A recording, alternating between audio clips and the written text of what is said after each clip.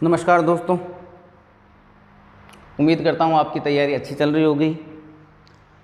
इस बार 7-8 दिनों का गैप हो गया क्लास के अंदर। थोड़ी तबीयत ख़राब थी, मुंह में छाले हो गए थे बहुत बुरी तरह। अभी भी अंदर से अच्छी तरह ठीक हुआ नहीं है। तो अब आगे से आपकी क्लासें रेगुलर रहेगी। कला संस्कृति का अपना टॉपिक चल रहा था, बीच में रह गया। आज उसको थोड़ा आगे ले चलते हैं और शाम से ज्योग्राफी की क्लासें भी हम वापस शुरू करते हैं। तो हम राजस्थान में कला और संस्कृति में राजस्थान के मेले व त्यौहार, ये टॉपिक हमारा चल रहा था। और उसमें हमने शुरुआत में की थी भाई तीज तिवारा बावड़ी ले डूबी गणगौर, कि राजस्थान में तीज जो है, जो सावन की तीज होती है शुक्ल पक्ष वाली, वहाँ से हमारे त्योहारों का प्रारंभ, और गणगौर में हमारे त्योहारों का हम क्या मानते हैं, अंत मानते हैं। ठीक है, तो सावन में हमने शुरुआत की थी। पहला सावन की जो तीज थी उसके बारे में हमने पढ़ लिया था। फिर सावन में अगला जो आता है वो रख पुण्य आती है, आपको पता है, रक्षाबंधन। फिर उसके बाद हम जस्ट अगले महीने में चले गए थे और भादवा। मैंने कहा था कि भादवा अगर आपने क्लियर कर लिया तो त्योहारों वाला जो टॉपिक है ये आप मान के चले आपने 80% तक आपने कवर कर लिया। क्योंकि राजस्थान के सबसे महत्वपूर्ण, चाहे लोग देवी देवता या अन्य कोई भी महत्वपूर्ण जो तारीखें आती हैं वो भादवे में आती है। और भादवे में मैंने आपको याद करने का तरीका बताया था। मैंने कहा था 3, 6, 9, 12 और 15। 3 कृष्ण पक्ष से देखिए, भादवे की शुरुआत हमेशा हमारा जो महीना हिंदी चलेगा वो कृष्ण पक्ष से शुरू होगा। तो भादवे की कृष्ण पक्ष की जो तीज होती है उसको हम कहते हैं बड़ी तीज। काले पक्ष में आती है इसलिए इसको कजली तीज कहा जाता है। इस दिन सातु बनाया जाता है घर में, तो इसको सातुड़ी तीज के नाम से भी जाना जाता है। फिर हमने कहा था कि तीज जो है, तीज का जो महा उत्सव है वो फेमस है आपके जयपुर का। RTDC Rajasthan tourist development corporation का होटल तीज जो है वो जयपुर में है। और कजली तीज का जो मेला है वो हमने कहा था कि हम बूंदी में। तीज के बाद आ गए थे छठ, उब छठ, सीधा सा याद कर लेना, खड़ी रहती हैं महिलाएं, वो हमने आगे व्याख्या कर ली थी। 6 के बाद 9 में आ जाओ। कृष्ण पक्ष की जो भादवे की नवमी होती है उसको कहते हैं गोगा नवमी। तो गोगा नवमी वाला आपको मोस्ट करके याद करना है भाई, क्योंकि लोग देवी देवताओं में सबसे महत्वपूर्ण लोग देवताओं में आते हैं गोगा जी। गांव गांव खेजड़ी ने गांव गांव गोगो। और हमने पढ़ा था कि मोहम्मद गजनवी के साथ युद्ध करने वाले जो लोग देवता थे वो गोगा जी थे। और गोगा जी का जो मंदिर है वो कैसा है, मकबरे नुमा है। रणकपुर प्रशस्ति ऐसा कहती है कि गोगा जी अपने भाई अर्जन व सुरजन से लड़ते हुए वीरगति को प्राप्त हुए थे। तो नवमी में आए गए। नवमी के बाद हमने पढ़ी थी बच्छ बारस, बछड़े की पूजा की जाती है, दूध नहीं निकालते, गाय का बेसिक सी जानकारी थी। फिर हमने पढ़ा था भादवे की जो अमावस्या है उस समय रानी सती का जो मेला लगता है वो आपके झुंझुनू में लगता है। और उस रानी सती का नाम मैंने बताया था, यहाँ से मैं आपको 2 पॉइंट एक्स्ट्रा बता रहा हूँ कि रानी सती का नाम था नारायणी देवी। क्लियर है, नारायणी देवी उनका नाम था। पति का नाम तन धन दास था, कई बार एग्जाम में पूछ लिया जाता है। तो राजस्थान के पूरे जीके में जो नारायणी देवी है वो 3 क्वेश्चन बनाती है। एक तो रानी सती है, नंबर 2 याद रखें नारायणी देवी वर्मा। ये माणिक्यलाल वर्मा की पत्नी थी नारायणी देवी वर्मा, और इनका संबंध है मेवाड़ प्रजामंडल से। बार बार ये नाम पूछा जाता है कि नारायणी देवी वर्मा का संबंध राजस्थान के किस प्रजामंडल से है, तो आप इतिहास में देख लेना नारायणी देवी वर्मा। एक आपके आता है नारायणी माता। ये नारायणी माता का जो मंदिर है ये सरिस्का में है भाई। सरिस्का कहाँ, अलवर। नाइयों की कुल देवी, नाइयों की कुल देवी नारायणी माता का जो मंदिर है वो सरिस्का अभ्यारण्य अलवर के अंदर है। तो नारायणी देवी के नाम से 3 क्वेश्चन बनेंगे। रानी सती का नाम नारायणी देवी, नारायणी देवी वर्मा का संबंध मेवाड़ प्रजामंडल से, और नारायणी माता ये सरिस्का अभ्यारण्य में इनका मंदिर है। और नाइयों की ये क्या है, कुल देवी। ठीक है, मोटे मोटे आपके ये इतने त्यौहार है। फिर हमने शुक्ल पक्ष में शुरुआत की थी, और शुक्ल पक्ष में पहले ही आती है भादवे की शुक्ल दूज जो होती है उसको हम कहते हैं बाबे की बीज। रामदेव जी कहते हैं कि उस समय उनका जन्म हुआ था, और रामदेव जी का बाबे की बीज से लेकर 11 तक, भादवे की शुक्ल 11 तक का जो मेला लगता है रामदेवरा में, ये मेला बहुत ही फेमस है। इस मेले की प्रमुख विशेषता है वो है सांप्रदायिक सद्भाव।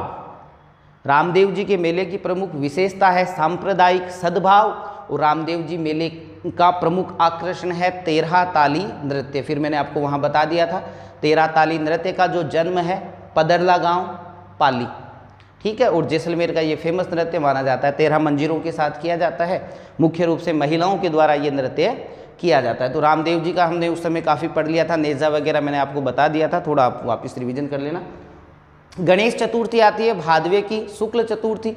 मैं आपको फिर कहता हूँ गणेश चतुर्थी से मोस्ट आपके चतरा चौथ। चतरा चौथ जो है ये आपको ध्यान रखना है, भादवे की शुक्ल पक्ष की चतुर्थी। इसकी व्याख्या मैंने पिछली क्लासों में कर दी थी, अभी मैं थोड़ा मोटा मोटा रिवीजन कर देता हूँ। मोस्ट है ऋषि पंचमी, याद करना, भादवे की शुक्ल पंचमी है ना। सप्त ऋषि जो मंडल होते हैं उनकी हम पूजा करते हैं इस समय। और तेजा दशमी और खेजड़ली मेला में रिकॉर्ड तोड़ है, ऐसा कोई एग्जाम नहीं है जहाँ इन दोनों में से एक की तिथि नहीं पूछी जाती, या तो तेजा जी की पूछ ली जाती है या खेजड़ली वाला जो कांड हुआ था उससे संबंधित क्वेश्चन पूछ लिए जाते हैं। तो तेजा दशमी ध्यान रखना, भादवे की शुक्ल दशमी। कल आपके तेजा जी का खरनाल में विशाल जो तेजाना एक बहुत भव्य मंदिर का शुभारंभ हुआ था, कल हमारे यहाँ पे काफ़ी संख्या में भीड़ भी वहाँ पे आई थी। तो वहाँ आपको ध्यान रखना है कि तेजा जी का जो फेमस मंदिर है उनका जन्म स्थान खड़नाल में है। जबकि आपको ये ध्यान रखना है कि तेजा जी से संबंधित सबसे महत्वपूर्ण जो स्थान है वो परबतसर होगा। सेकंड ग्रेड के एग्जाम में आया था कि तेजा जी से संबंधित महत्वपूर्ण स्थान है, वहाँ खड़नाल भी दिया हुआ था और परबतसर भी दिया हुआ था, क्योंकि वो परबतसर वाला जो पशु मेला है वो राजस्थान में आय की दृष्टि से सबसे बड़ा पशु मेला लगता है आपके, इसलिए आप थोड़ा ध्यान रखें।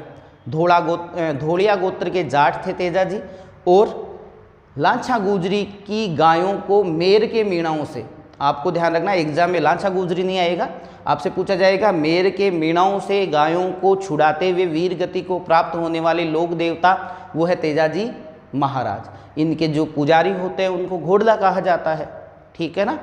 और आप जब राजस्थान में जनजातियां पढ़ते हैं तो सहरिया जनजाति जो है वो राजस्थान की एकमात्र ऐसी जनजाति आप कह सकते हो जो राजस्थान के किसी लोक देवता को पूजती है। बासी दुगारी एक जगह सुनी होगी आपने, थोड़ा सा इसका रिवीजन करते हैं अपन। बासी दुगारी कहते हैं तेजाजी की जो कर्म स्थली है वो है बासी दुगारी, और बासी दुगारी कहाँ पर है? बूंदी। आप 2-4 चीज़ें जरूर याद रखें, ये नाम आपको बहुत परेशान करेगा।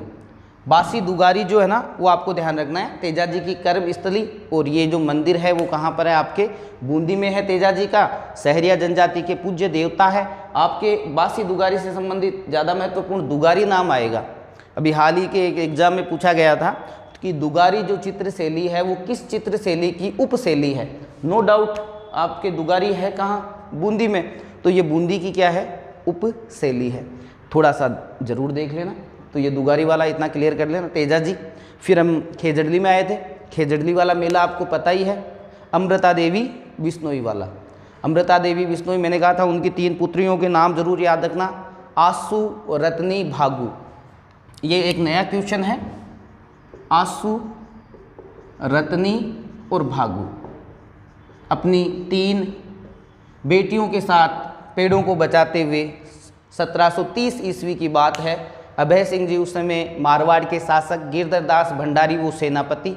363 महिला और पुरुषों का ये जो बलिदान है, हम ये कह सकते हैं कि भारत का पहला जो चिपको आंदोलन है पेड़ों को रक्षा करते हुए, खेजड़ली गांव में ये घटना घटित हुई थी। तो बार बार एग्जाम में ये पूछ लिया जाता है, भाई खेजड़ली वाला तो रिकॉर्ड तोड़ आता है। एक तो मावट, एक तेजाजी, एक खेजड़ली कांड। आप देखना हर एग्जाम में इनमें से एक क्वेश्चन पूछ लेते हैं, तो इन दोनों को आप अच्छी तरह क्लियर कर लेना। फिर 11 थी जल झूलनी एकादशी, ठीक है। सीधा सा वो भगवान श्री कृष्ण को लाते हैं, वो स्नान वगैरह करवाते हैं, श्रीनाथ जी को देख लिया। अनंत चतुर्दशी गणेश जी वाले का जो त्यौहार है ये हमने पढ़ लिया था। गणेश जी का विसर्जन कर देते हैं इस समय। आज हम आगे बढ़ते हैं, ठीक है भाई। तो मोटा मोटा आपके रिवीजन हो गया। चलिए अब क्लास स्टार्ट करते हैं। देखिए अब आगे की जो कहानी है आपको पता है, चैत बैसाख जेठ आषाढ़ सावन भादो आसोज काती मिंगसर पो माह फागण मैंने आपको याद करवाए थे। आपने अगर याद किए हैं तो अभी हम पढ़ रहे हैं आपके भादवा। तो भाद्र पूर्णिमा ये महीने का आखिरी दिन होता है पूर्णिमा, और भादवे के बाद अगला महीना होता है आश्विन, आसोज जिसको आप कहते हो, आश्विन महीने का प्रारंभ हो गया। ठीक है, अब देखिए भादवा की पूर्णिमा से लेकर ये कृष्ण पक्ष चलेगा, ठीक है ना, कृष्ण पक्ष से हर महीने की शुरुआत आते, तो भादवे की पूर्णिमा से लेकर आश्विन की अमावस्या तक, यानी 15 दिन हो गए ये अमावस्या तक, यानी कुल मिलाकर एक दिन ये और 15 दिन ये, यानी 16 दिन जो है ये श्राद्ध हो गए आपके। ये श्राद्ध पक्ष आपके प्रारंभ हो जाता है। भादवे की पूर्णिमा से श्राद्ध प्रारंभ होते हैं और आश्विन की अमावस्या तक आपके 16 दिन तक आपके श्राद्धों का माहौल रहता है। और आपको पता है श्राद्ध, जिसको आप ये कह सकते हो कि ब्राह्मणों का IPL मांग रहती है, ब्राह्मणों की अच्छी खासी, इस दिन पुण्य वगैरह किया जाता है। कोई नाराज़ तो मत होना, लेकिन हम ऐसा मानते हैं।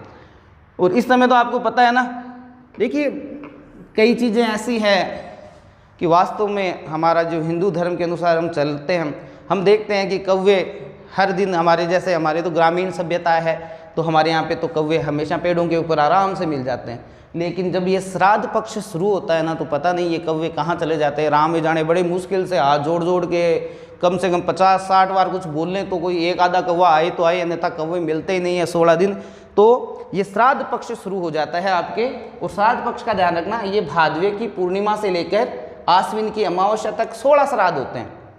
ठीक है, और इस समय सांझी की पूजा की जाती है।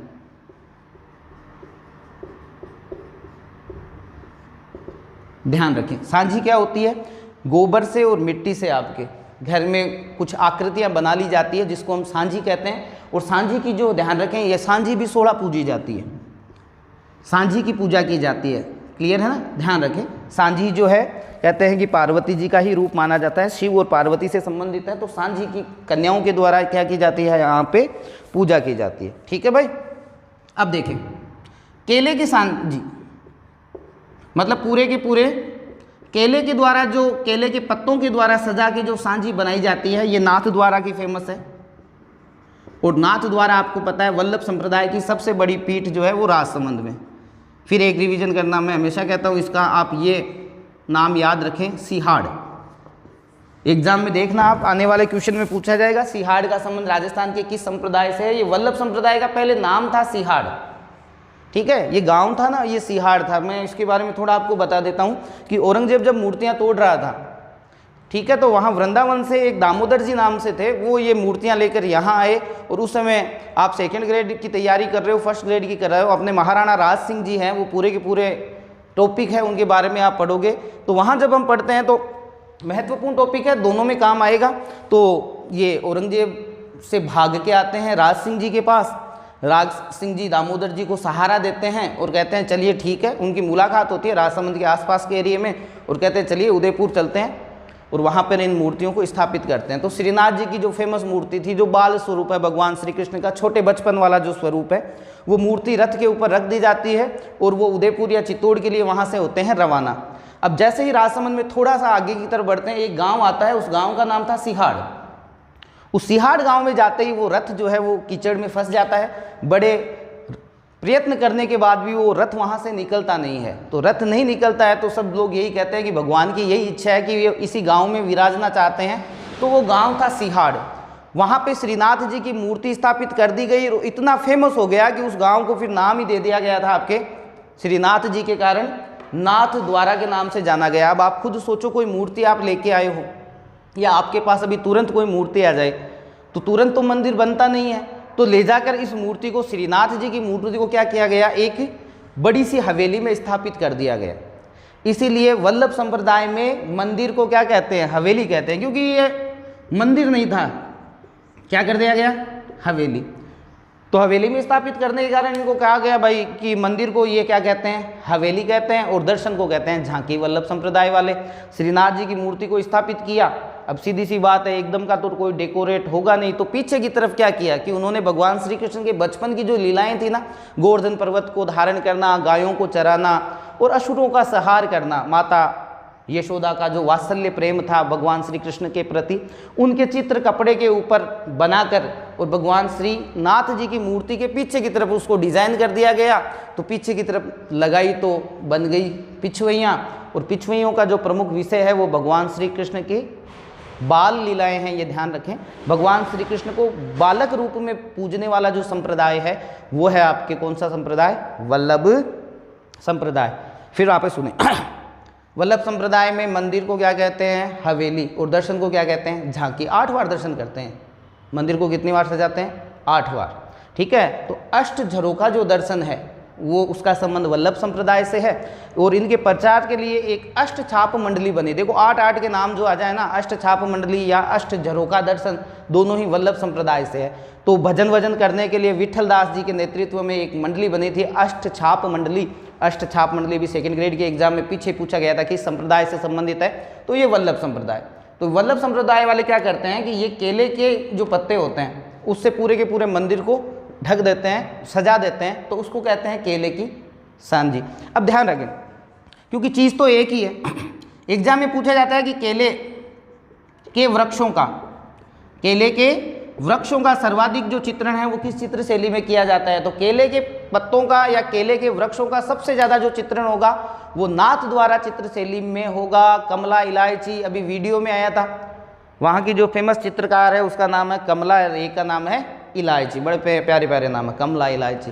ठीक है, तो ये नाथ द्वारा चित्र शैली मोटी मोटी इतनी है। पिछवैयाँ हैं, पिछवैयों का विषय भगवान श्री कृष्ण की बाल लीलाएं, माता यशोदा और कृष्ण के प्रेम का जो झलक, जिसको आप कहते हो एक माँ का पुत्र के प्रति जो प्रेम होता है वात्सल्य प्रेम कहते हैं। वो राजस्थान की एकमात्र ऐसी चित्र शैली है जहाँ वात्सल्य प्रेम का चित्रण किया गया है। फिर मैं थोड़ा और बता देता हूँ आपको।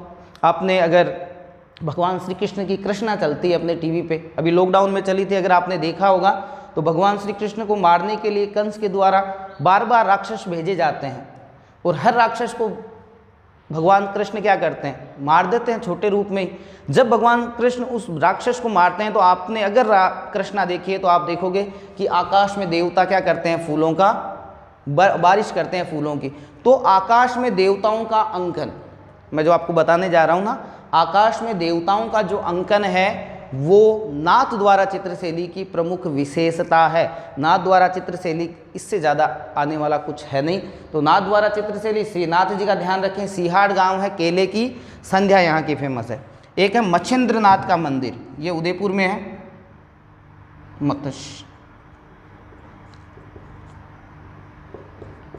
मतेंद्रनाथ का मंदिर उदयपुर। इस मंदिर को कहा जाता है भाई सांझी का मंदिर। सांझी मंदिर के नाम से जाना जाता है, यानी इस पूरे मंदिर में सांझियों का चित्रांकन किया गया है, इसलिए इसको क्या कहते हैं? आपके सांझी मंदिर के नाम से भी जाना जाता है। तो क्लियर हो गया। ध्यान रखें, सांझियाँ पूजी जाती है। सांझी होती क्या है? दीवार के ऊपर गोबर और मिट्टी से क्या है? चित्रांकन कर दिया जाता है और ये सांझी कहलाती है। आपको ध्यान रखना है, केले की सांझी कहाँ की? नाथ द्वारा। नाथ द्वारा कौन सा? वो पहले वाला सिहाड़ नाथ द्वारा में फेमस है। एक मच्छिंद्रनाथ जी का मंदिर है, ये सांझी मंदिर के नाम से जाना जाता है, उदयपुर के अंदर है। ठीक है भाई, ये मोटा मोटा आपके भादवा पूरा और आसोज के 15 दिन गए। आसोज के 15 दिन तो अपने क्या किस में चले गए? हाँ, ये श्राद्ध में चले गए। अब आगे बढ़ते हैं, चलिए। अब अगला जो महीना आपने पढ़ ही लिया, 15 दिन तो आसोज के आपने पढ़ लिए कि 15 दिन तो आसोज वाले किस में चले गए? आसोज वाले पूरे के पूरे किस में चले गए? श्राद्ध में। अब आ जाओ आप, आश्विन शुक्ल शुरू होता है, आश्विन का शुक्ल पक्ष शुरू होता है। और आश्विन का शुक्ल पक्ष शुरू होता है तो यहाँ से एकम से लेकर नवमी, जो शुक्ल पक्ष की नवमी होती है, इस समय हमारे नवरात्रे प्रारंभ हो जाते हैं। ये ऋतु शरद की होती है तो इसको शरद नवरात्रे कहते हैं। ये नवरात्रे कौन से होते हैं? शरद नवरात्रे। क्लियर हो गए? आश्विन शुक्ल एकम से लेकर नवमी तक जो नवरात्रे होते हैं उनको शरद नवरात्रे द कर सकते हो, संधि बंदी होके हो जाता है। शरद नवरात्रों के नाम से इनको जाने जाते हैं। अपने 3 प्रकार के नवरात्रे आते हैं, मोस्ट है। मैं तीनों को एक बार पहले एक साथ लिखा देता हूँ, फिर आगे बढ़ेंगे इसको आश्विन को। देखिए, एक होते हैं आश्विन शुक्ल एकम से लेकर नवमी तक के जो नवरात्रे होते हैं उनको शरद नवरात्रे कहते हैं। और हमारे यहाँ पे आपको पता है, हमारे साल की शुरुआत जो होती है वो चैत से होती है और हमारे साल की शुरुआत हमेशा ही शुक्ल पक्ष से होगी। आपको पता है, कोई भी हमारे हिंदू धर्म के अनुसार हम कोई भी काम करते हैं ना, साल की नई शुरुआत हो रही है तो हम नवरात्रों से करते हैं उसके। और वो जो नवरात्रे होते हैं उनको वासंतीय नवरात्रे कहते हैं। भाई साल की शुरुआत कब हुई? चैत्र में। तो हमने पहले दिन से ही चैत के शुक्ल एकम से लेकर और हम क्या करेंगे, नवमी तक व्रत रखेंगे। और ये जो चैत्र शुक्ल एकम से लेकर नवमी तक के जो व्रत होंगे इनको हम कहेंगे वासंतीय नवरात्रे। वासंतीय नवरात्रे। एक आपके आते हैं गुप्त, चुपचाप कर लो पता ही नहीं चले किसी को, और ये होते हैं गुप्त नवरात्र। ये आते हैं माघ के महीने में। आप महीने याद कर लो, ये तीनों ही जो हैं वो शुक्ल पक्ष में आएंगे। और शुक्ल पक्ष की आपको पता है 1 से लेकर 9वीं तक की जो तारीख है उस समय ये नवरात्र आएंगे। तो नवरात्र हमारे यहाँ पे 3 हो गए। आपको पहले तो आसोज वाले, शरद ऋतु होती है तो उनको शरद नवरात्रे कहा जाता है। फिर आसोज के बाद हमारे नए साल की शुरुआत चैत्र के शुक्ल पक्ष से होगी। हम सीधा साधा पूरे 9 दिन भगवान की भक्ति करेंगे क्योंकि नए साल की शुरुआत हो रही है। तो वो जो होते हैं उनको वासंतीय नवरात्रे कहा जाता है। और एक माघ महीने में आते हैं, और माघ महीने वाले जो नवरात्रे होते हैं उनको हम किस नाम से जानते हैं? गुप्त नवरात्रे। आपको क्या करना है, देखो ये तो तीनों शुक्ल पक्ष में आएंगे। नवरात्रे हमेशा शुक्ल पक्ष में आते हैं, तो आपको सिर्फ महीना याद रखना है कि आसोज में 1 से 9 तक जो आएंगे वो तो होंगे शरद, चैत्र में आएंगे वो होंगे वासंतीय, और माघ के महीने में जो आएंगे वो कौन से होंगे आपके? वो होंगे गुप्त नवरात्रे। तो इन तीनों को आप पहले नोट कर लें, हम आगे बढ़ेंगे फिर नवरात्रों को तीनों एक साथ कर लेना, ठीक है। आश्विन शुक्ल एकम से 9वीं तक शरद नवरात्रे, चैत्र शुक्ल एकम से लेकर 9वीं तक वासंतीय, और माघ के शुक्ल एकम से लेकर 9वीं तक गुप्त नवरात्रि। ये 3 प्रकार के नवरात्रे हमारे यहाँ पे हम कह सकते हो कि भाई पूजा पाठ जो है या माता जी का जो व्रत वगैरह है ना हम रखते हैं।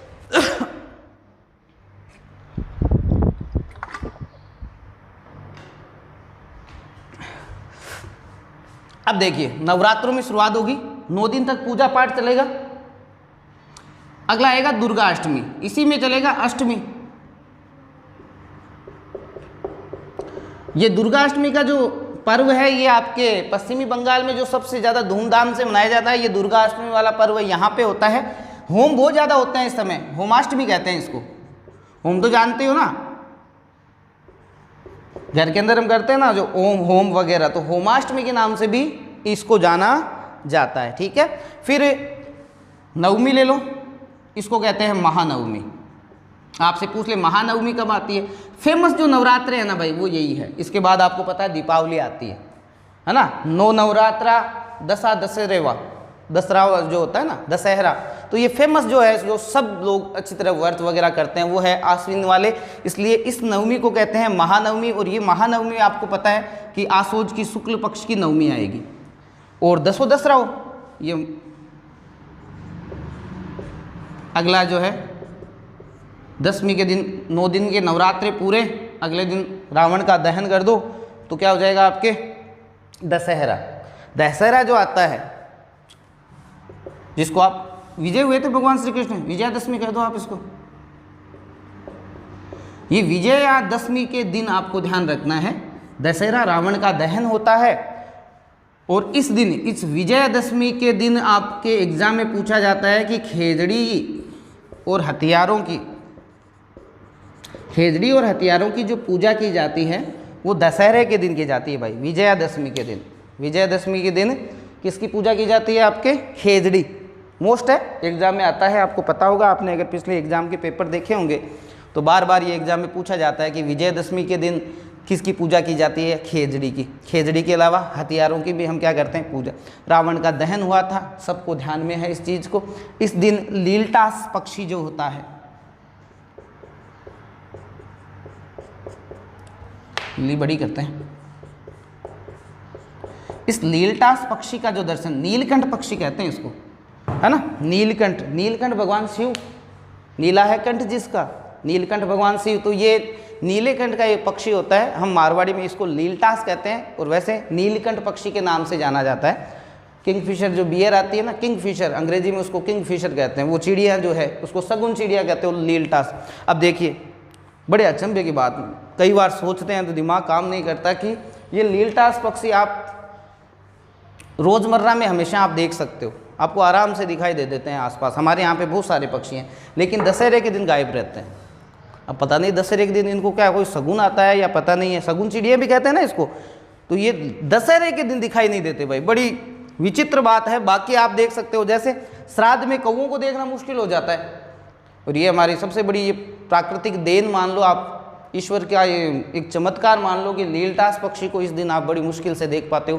कहते हैं कि जिसके किस्मत तेज होते हैं वही लीलटास पक्षी को देख सकता है। तो ये विजयदशमी सामान्य सा परिचय आप देख लेना। विजयदशमी, दशहरा, खेजड़ी की पूजा की जाती है, हथियारों की पूजा की जाती है, लीलटास पक्षी का जो दर्शन है वो आपके लिए शुभ माना जाता है। वैसे आपको पता है लीलटास एक पुस्तक भी है कन्हैया लाल जी के द्वारा लिखी हुई, कन्हैया लाल सेठिया।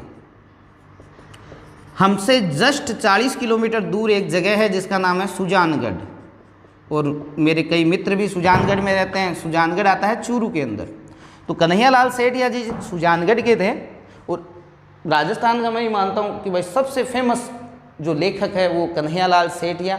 बचपन से हम इनकी कविताओं को पढ़ते आ रहे हैं। लीलटास पाथल और पीथल, हरे घासरी रोटी ही जद बन बिलावड़ ले भाग्यो, जो हम पढ़ते आ रहे हैं कन्हैया लाल जी सेठिया के द्वारा पाथल और पीथल लिखी गई थी। थोड़ा देख लेते हैं इनके बारे में।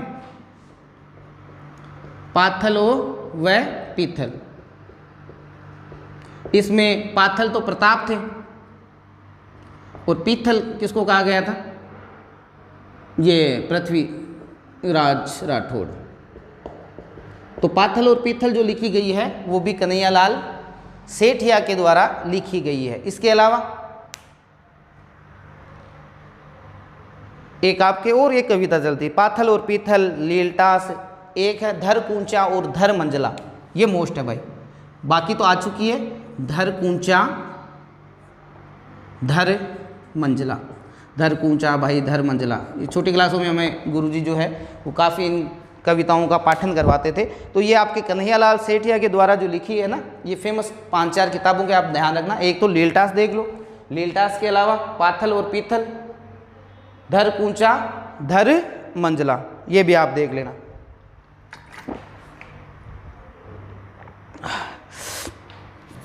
और एक और याद करो तो मायड रो हेलो,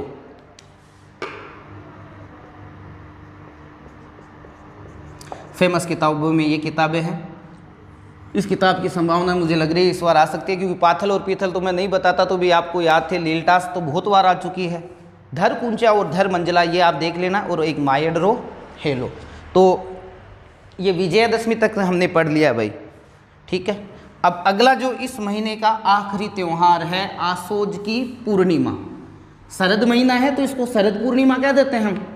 आसोज की पूर्णिमा, जिसको आप क्या कह सकते हो, शरद पूर्णिमा, ठीक है। ये शरद पूर्णिमा कब आएगी, एग्जाम में पूछ ले तो आश्विन शुक्ल या आसोज की पूर्णिमा कह दो आप। आसोज की जो पूर्णिमा है उसी को हम शरद पूर्णिमा कहते हैं। कहते हैं कि इस दिन चंद्रमा अपनी पूरी की पूरी 16 कलाओं से युक्त रहता है, मतलब बहुत ही ज़्यादा पवित्र माना जाता है इस दिन की भाई। चंद्रमा जो है अपनी 16 कलाओं से युक्त रहता है, और कहते हैं कि इस दिन वो पृथ्वी पर अमृत की वर्षा करता है, ऐसा माना जाता है। तो इस दिन पृथ्वी पर अमृत की वर्षा करते हैं। तो हमारे जो घर में जो दादी है या हमारी जो मम्मी है ना, वो क्या करती है, इस दिन खीर बनाते हैं शाम को, और फिर छत के ऊपर जाके रख देते हैं कि भाई अमृत की वर्षा होगी तो ये खीर के अंदर आ जाएगी। खीर ज़्यादा मानी जाती है, तो सुबह फिर वो प्रसाद के रूप में सब ग्रहण करते हैं। तो शरद पूर्णिमा को ध्यान रखना, चंद्रमा अपनी पूरी 16 कलाओं से युक्त होता है। ये 16 बहुत ही महत्वपूर्ण शब्द है भाई। देखिए, महिलाओं के द्वारा 16 सोमवार किए जाते हैं, महिलाओं के द्वारा 16 ही श्रृंगार हैं, 16 ही सोमवार के व्रत किए जाते हैं। 16 ही क्या होते हैं, 16 ही आपके सांझियाँ, आप ये कह सकते हो 16 सांझी होती है, अर्थात 16 जो क्या कहते हैं ये श्राद्ध, जो 16 जो श्राद्ध है वो भी आपको ध्यान रखना है, ये इसी दिन होते हैं, ठीक है। तो ये शरद का महीना आपके समाप्त हो गया।